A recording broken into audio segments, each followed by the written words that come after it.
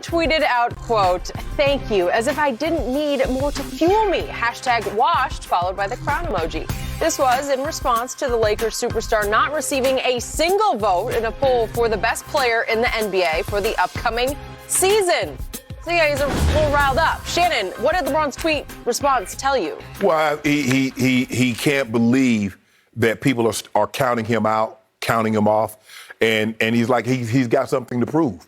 And he knows it, Skippy. Look, he understands that 37, and we don't normally see guys play this well at this advanced age. That's the most points someone has ever scored in year 18, 25 points. I think the next closest is Karl Malone at 20. And for him to get 25, 7, and 7 at that age, he understands that, okay, that's what y'all think of me now, huh? Have one little blip where I get an injury, and now y'all really write me off. Okay, I'm back. I got something for you.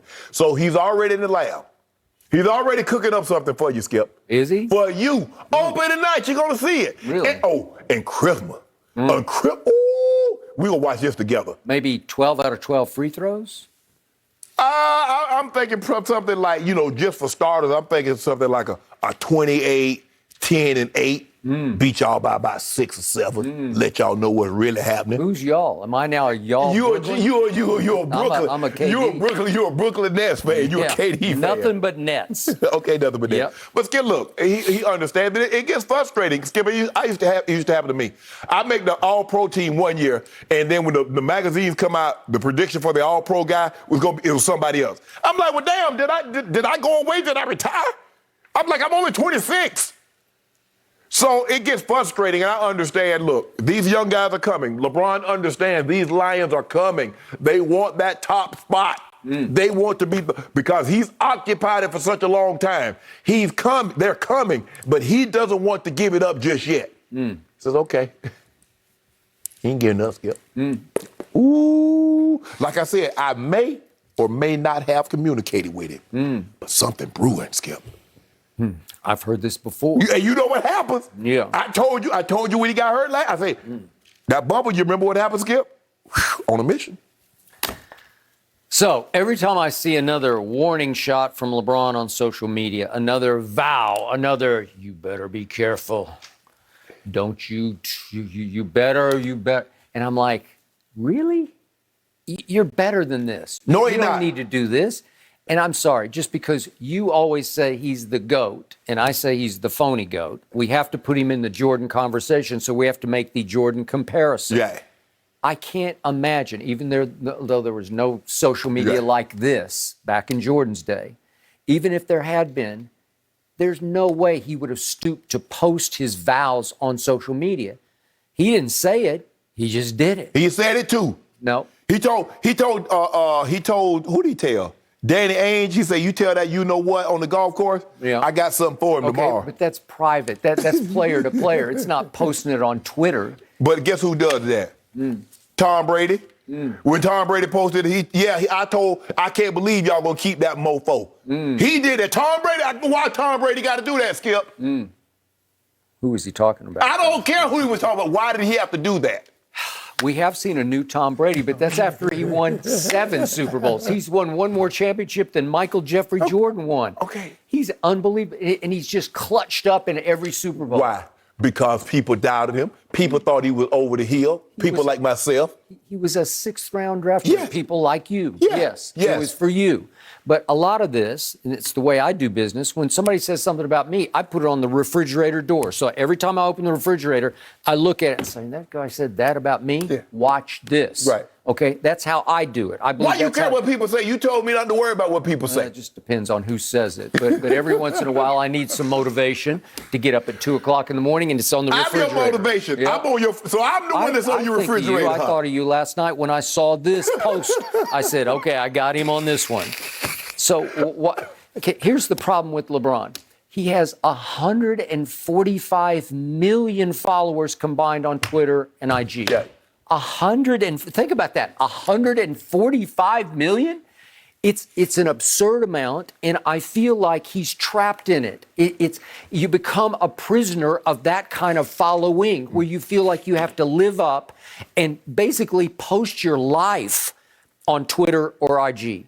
your whole life. Everything you do, you need to share it with them because they're on the edge of their seats waiting for your next post, right? Yeah. And so every time somebody shames you or disrespects you, where you get 0 votes. Motivated. Okay?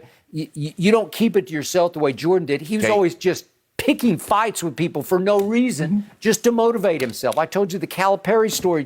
Calipari's coaching the New Jersey Nets. They're playing in the first round of the playoffs in '98.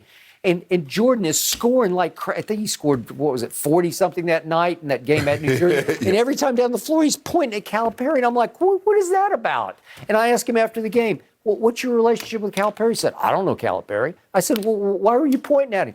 I don't like the way he struts up and down in front of the bench. You don't like the way he carries himself during the game? He's just picking a fight that wasn't even there. But Skip, even Jordan has said, they had a conversation with him, I think 2 weeks ago. He says he doesn't know how he could have survived in the social media era. Maybe you're right. I don't know. Skip, you know he was so private. Skip, you know how Mike was. Okay, and I agree. Nike would have pressured him to do something socially to promote Jordan Brand, honestly.